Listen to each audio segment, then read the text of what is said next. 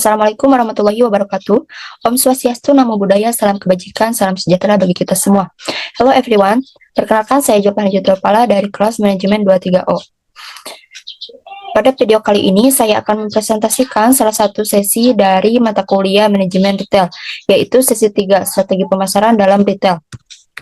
Nah, jadi teman-teman, strategi pemasaran dalam retail ini penting banget karena pada dunia retail, keberhasilan sebuah toko tidak hanya tergantung pada produk yang dijual saja, tetapi juga bagaimana strategi pemasarannya dijalankan dengan baik dan benar.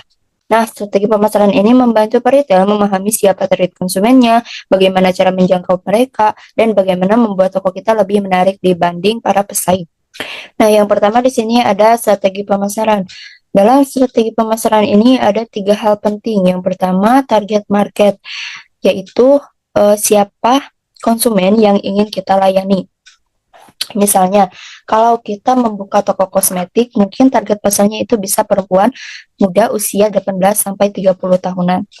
Yang kedua, retail format, yaitu bentuk toko atau konsep bisnisnya. Misalnya, apakah kita mau memakai konsep minimarket, department store, atau bahkan online shop. Format ini menentukan gaya pelayanan dan pengalaman belanja para konsumen. Dan yang ketiga, basic strategi competitive advantage, yaitu dasar strategi yang membuat toko kita memiliki keunggulan dibanding pesaing. Contohnya seperti harga yang lebih murah, lokasi yang strategis, pelayanan yang lebih cepat, atau produk yang unik. Nah, jadi strategi pemasaran retail ini merupakan panduan utama agar bisnis retail ini bisa berjalan dengan arah yang jelas dan efektif. Selanjutnya ada retail business format. Format bisnis retail merupakan cara suatu toko mengatur sistem operasional dan strategi pemasarannya untuk melayani pelanggan.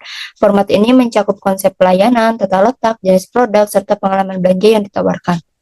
Pemilihan format harus disesuaikan dengan target pasar, karakteristik produk, dan tujuan bisnis agar strategi pemasaran dapat berjalan efektif dan memberikan nilai yang sesuai bagi konsumen.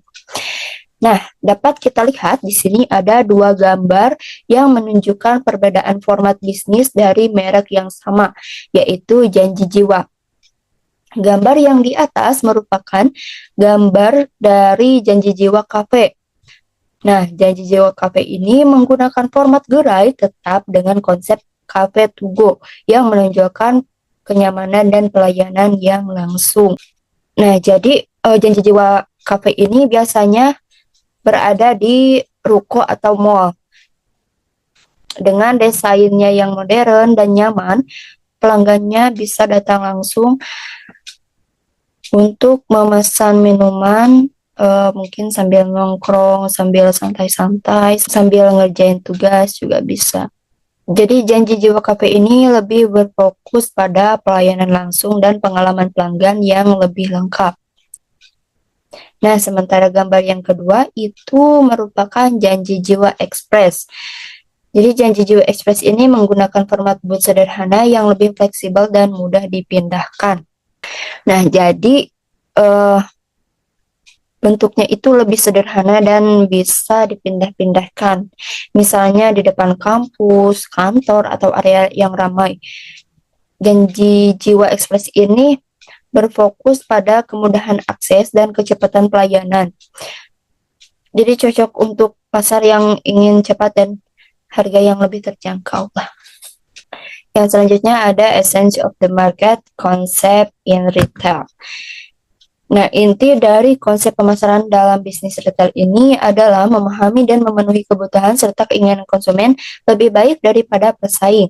Fokus utama terletak pada kepuasan pelanggan melalui penawaran produk, pelayanan, dan pengalaman belanja yang memberikan nilai lebih dan membangun hubungan jangka panjang. Yang selanjutnya ada retail mix atau bauran pemasaran retail. Nah, retail mix ini adalah kombinasi dari berbagai elemen pemasaran yang digunakan retail untuk menarik, melayani, dan mempertahankan pelanggan.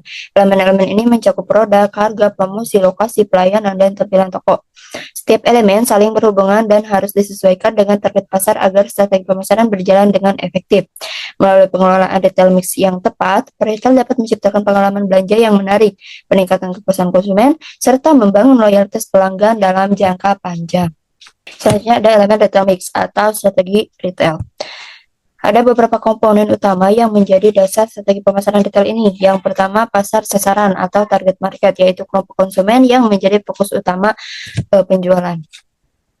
Jadi pasar sasaran ini penting karena semua strategi harus dimulai dari siapa konsumen yang mau kita layani. Kalau targetnya anak muda, pasti pendekatannya itu akan berbeda dengan target keluarga. Yang kedua, produk atau product, yaitu jenis, kualitas, dan variasi barang atau jasa yang ditawarkan. Nah, produk yang lengkap dan konsisten bisa membuat pelanggan lebih puas dan percaya kepada toko kita. Yang keempat, lokasi atau place, tempat atau area strategis yang memudahkan pelanggan untuk berbelanja.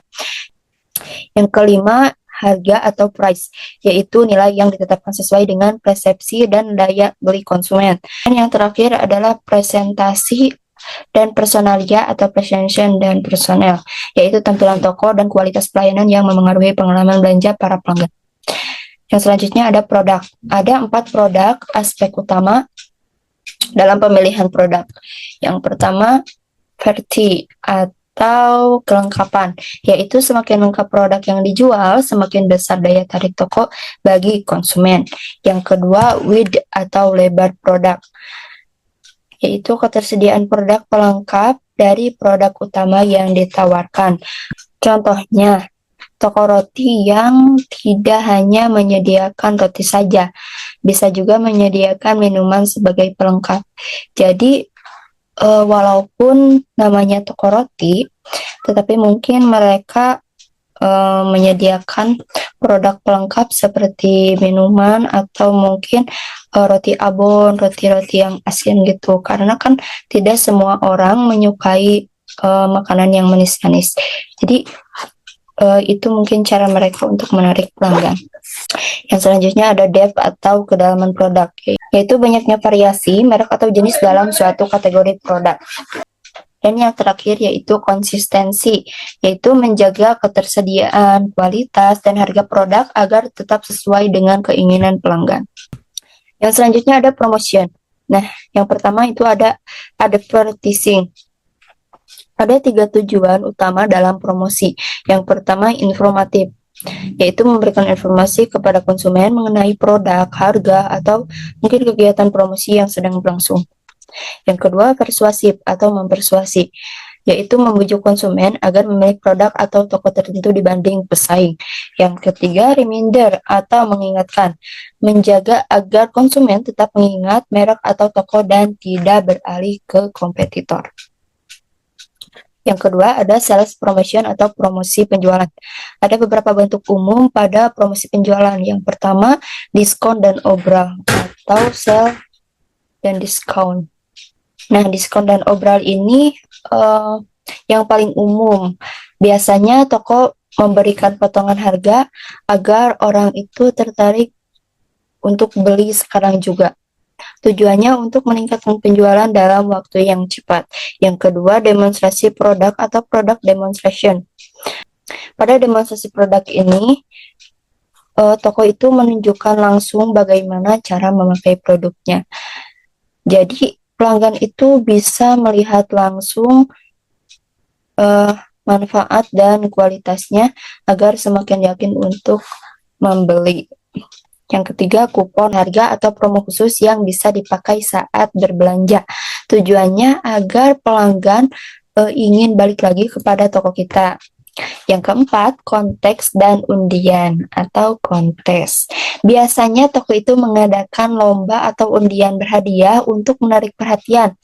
Nah, ini seru juga karena membuat pelanggan ikut terlibat dan ngerasa dekat dengan brandnya gitu. Dan yang terakhir itu pameran. Ini merupakan promosi yang dilakukan di acara publik kayak bazar atau expo. Jadi toko itu bisa menunjukkan produknya langsung kepada banyak orang agar lebih dikenal.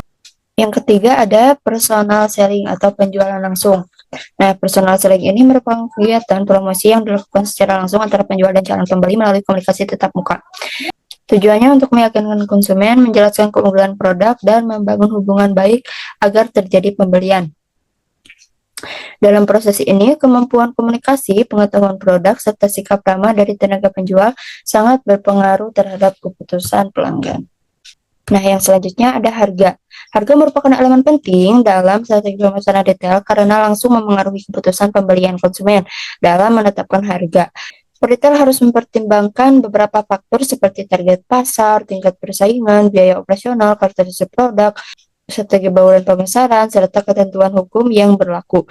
Penetapan harga yang tepat membantu retail menciptakan keseimbangan antara nilai yang diterima konsumen dan keuntungan yang diperoleh toko.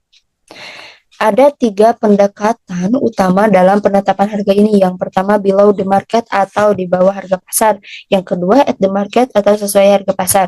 Dan yang ketiga, above the market atau di atas harga pasar. Yang selanjutnya ada sustainable competitive advantage atau keunggulan bersaing berkelanjutan. Nah, sustainable competitive advantage ini merupakan kemampuan sebuah bisnis retail untuk mempertahankan keunggulan yang dimilikinya dalam jangka panjang. Keunggulan ini membuat toko tetap unggul meskipun menghadapi persaingan yang ketat. Faktor-faktor utama yang membentuk keunggulan bersaing berkelanjutan yaitu loyalitas pelanggan, lokasi strategis, manajemen sumber daya manusia yang efektif, sistem distribusi dan informasi yang efisien, hubungan baik dengan mitra, pelayanan konsumen yang unggul, serta produk eksklusif yang membedakan toko dari pesaing. Yang selanjutnya, customer loyalty atau loyalitas pelanggan. Loyalitas pelanggan ini merupakan kemampuan bisnis retail dalam mempertahankan konsumen agar tetap memilih dan berbelanja di toko yang sama secara berulang. Membangun loyalitas lebih mudah dibanding mencari pelanggan baru. Loyalitas dapat dibentuk melalui kepuasan pelanggan, kualitas produk, pelayanan yang baik, serta citra positif toko yang tertanam di benak para konsumen. Yang selanjutnya, location atau lokasi. Lokasi ini merupakan faktor strategis yang sangat memengaruhi keberhasilan bisnis retail. Lokasi yang tepat memudahkan konsumen menjangkau toko dan meningkatkan peluang penjualan. Komitmen jangka panjang terhadap lokasi juga penting karena dapat membangun citra, menarik pelanggan tetap, serta memberikan dampak positif terhadap profitabilitas toko. Yang selanjutnya ada human research management atau manajemen sumber daya manusia. Nah, manajemen sumber daya manusia ini memiliki peran penting dalam menciptakan keunggulan bersaing bagi bisnis retail. Karyawan dianggap sebagai aset utama karena mereka berinteraksi langsung dengan pelanggan dan berpengaruh besar terhadap kepuasan serta citra toko. Nah, oleh karena itu, retail perlu melakukan pengelolaan SDM secara efektif melalui proses rekrutmen yang tepat, pelatihan berkelanjutan, serta pemberian motivasi dan penghargaan kerja. Selain itu, menciptakan lingkungan kerja yang nyaman dan komunikasi yang baik juga penting agar karyawan termotivasi untuk memberikan pelayanan yang terbaik. SDM yang dikelola dengan baik akan meningkatkan produktivitas, loyalitas, dan kualitas pelayanan kepada konsumen. Nah, yang selanjutnya ada challenge in managing human research. Dalam bisnis retail, pengelolaan sumber daya manusia menghadapi berbagai tantangan yang dapat mempengaruhi kinerja dan efisiensi operasional. Ada beberapa tantangan utamanya, yaitu yang pertama kebutuhan tenaga paruh waktu atau part-time workers. Banyak toko retail membutuhkan pekerja sementara untuk menyesuaikan jam operasional yang panjang atau musim penjualan tertentu. Yang kedua, tekanan pengurangan biaya atau cost reduction. Jadi perusahaan ini tuh harus menjaga efisien biaya tanpa menurunkan kualitas pelayanan kepada para pelanggan. Yang ketiga, perubahan demografi tenaga kerja atau worker demographic change, yaitu adanya perbedaan generasi dan gaya kerja karyawan menuntut perusahaan beradaptasi dalam pola manajemen dan motivasi kerja. Yang selanjutnya ada building employee commitment atau membangun komitmen karyawan. Nah, membangun komitmen karyawan ini merupakan langkah penting dalam menciptakan tenaga kerja yang loyal dan produktif. Di sini ada 3 poin. Yang pertama ada develop skills atau mengembangkan keterampilan. Artinya, perusahaan harus membantu karyawan berkembang lewat pelatihan dan pembelajaran supaya mereka memiliki kemampuan kerja yang lebih baik. Kalau skill mereka meningkat, kinerja dan pelayanan ke pelanggan juga otomatis akan jadi lebih maksimal. Yang kedua, empower employee atau memberdayakan karyawan. Jadi maksudnya itu perusahaan memberikan kepercayaan dan tanggung jawab lebih kepada karyawan. Yang ketiga, creating partnership with employee atau membangun kemitraan. Artinya, perusahaan harus memiliki hubungan kerja yang terbuka dan saling menghargai dengan karyawan. Yang selanjutnya ada supply chain and SIM. Dalam bisnis retail, supply chain dan SIM ini berperan penting untuk memastikan aliran barang dan informasi berjalan efektif, efisien, cepat, dan akurat. Melalui penerapan teknologi seperti ERP atau Enterprise Research Planning dan sistem informasi terintegrasi. Setiap aktivitas mulai dari pengadaan, penyimpanan, hingga distribusi kepada toko dapat dikontrol secara real-time. Sistem ini membantu perusahaan menjaga ketersediaan stok atau stock keeping unit, mengurangi kesalahan data, mempercepat proses pengambilan keputusan, serta meningkatkan pelayanan kepada pelanggan. Dengan rantai pasok dan sistem informasi yang baik, perusahaan retail bisa menciptakan keunggulan bersaing berkelanjutan melalui efisiensi operasional dan kepuasan konsumen. Kemudian yang selanjutnya ada service customer atau pelayanan pelanggan. Pelayanan pelanggan ini berperan penting dalam mempertahankan keputusan dan loyalitas konsumen. Setelah sistem rantai pasok dan informasi berjalan dengan baik, retail perlu memastikan pelanggan merasa dilayani dengan cepat, ramah, dan profesional. Melalui program loyalitas seperti member card, poin belanja, atau promo khusus, pelanggan akan merasa dihargai dan lebih percaya untuk kembali berbelanja. Pelayanan yang baik membantu membangun hubungan jangka panjang dan memperkuat citra positif perusahaan. Yang selanjutnya, eksklusif merchandise atau barang dagang eksklusif. Barang dagang eksklusif merupakan produk yang hanya dijual oleh satu retailer tertentu saja. Biasanya dikenal dengan private label atau white label. Tujuannya untuk membedakan diri dari pesaing dan memberikan nilai tambah bagi pelanggan. Dengan memiliki produk eksklusif, retail bisa mengontrol kualitas, harga, dan citra produk sesuai dengan strategi bisnisnya. Selain itu, produk eksklusif juga bisa meningkatkan loyalitas konsumen karena mereka hanya bisa mendapatkan produk tersebut di toko itu saja. Dan yang selanjutnya ada growth strategy in retail.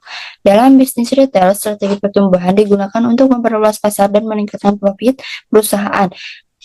Terdapat 5 jenis strategi pertumbuhan utama, yaitu yang pertama market penetration, yang kedua market expansion, yang ketiga retail format development, yang keempat relate diversification, dan yang kelima unrelated diversification. Nah, jadi kesimpulannya, strategi pemasaran dalam retail berperan penting untuk menciptakan keunggulan bersaing dan menjaga keberlanjutan bisnis. Nah, setiap elemen mulai dari target pasar, bauran retail, seperti produk, harga, promosi, lokasi, presentasi, dan personalia sampai pada supply chains, sistem informasi, pelayanan pelanggan, dan strategi pertumbuhan saling terhubung dan mendukung satu sama lain. Dengan menerapkan strategi yang tepat, retail dapat meningkatkan efisiensi operasional, memahami kebutuhan konsumen, serta membangun loyalitas pelanggan. Pada akhirnya, strategi pemasaran yang efektif itu akan membantu retail bertahan dan berkembang di tengah persaingan pasar yang semakin ketat. Mungkin hanya itu yang dapat saya sampaikan. Mohon maaf bila ada kekurangan dalam penyampaian saya, karena saya masih dalam tahap pembelajaran. Ternyata pemasaran itu seperti hubungan, dimulai dari menarik perhatian, dibangun lewat kepercayaan, dan dijaga dengan pelayanan yang tulus. Sekian dari saya. Terima kasih. Wassalamualaikum warahmatullahi wabarakatuh.